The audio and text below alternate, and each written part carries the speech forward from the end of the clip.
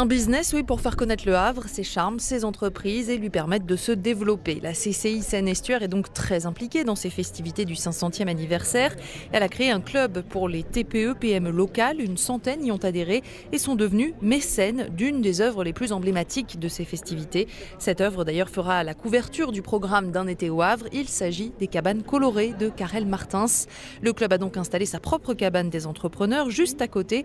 Fabienne Delafosse est gestionnaire d'une crèche au Havre. Elle est présidente de ce club TPE-PME. C'était très symbolique d'être à la plage. Très souvent, les entreprises sont en périphérie du Havre, où le bâtiment, par exemple comme la chambre de commerce, c'est un bâtiment assez officiel, institutionnel, qui peut faire peur. Et l'idée, c'est qu'on avait envie que chaque porteur de projet, que chaque petit futur chef d'entreprise, puisse à un moment donné pousser la porte à la plage dans un endroit qui était un petit peu différent. Une démarche qui a séduit Yann Lecloarec, patron de l'agence de veille stratégique I Want to Know. C'est vraiment l'occasion de présenter l'entreprise aussi peut-être sous un autre jour. Le mécénat, c'est vrai qu'on n'y pense pas forcément. Faire découvrir les entreprises mais sous un autre angle, voilà, à la plage. Après les commerçants, les habitants, les élus, évidemment, les petites entreprises locales ne voulaient pas louper le coche. Fabienne Delafosse. Pour une crèche ou pour une entreprise de bâtiment, c'est pas le jour J, c'est pas comme un restaurant, mais c'était aussi de s'inscrire dans une dynamique sur du long terme et de montrer aussi la confiance finalement qu'on a dans la capacité de notre ville à rayonner. Et c'est bien tout l'enjeu, le cahier des charges reçu par Jean Blaise, le directeur artistique d'un été au Havre. Au-delà des performances culturelles, il parle même de poésie qui va rapporter gros. Ça va agir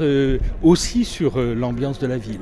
Ça va provoquer quelque chose pour les Havrais. Et puis ça va aussi provoquer la curiosité des visiteurs qu'on cherche à faire venir ici au Havre, parce que c'est ça notre mission, faire en sorte qu'on crée de l'attractivité qui va créer du tourisme et qui va créer aussi des retombées de toutes sortes. C'est un événement économique, c'est un événement qui doit montrer la créativité de la ville, son dynamisme, son énergie. Bon, on le voit avec ces TPE, PME qui réussissent, plus de 100 je crois, à se réunir pour financer, être partenaire, financer une œuvre. Moi, je trouve ça extraordinaire. Et ces entreprises locales qui financent l'œuvre de Karel Martins sont très diverses. Bâtiments, pompes funèbres, salons de coiffure, agences d'intérim, boulangerie, chauffagiste. Alain Viard, lui, a une entreprise qui vend et loue des véhicules utilitaires. Le Havre, c'est notre jardin.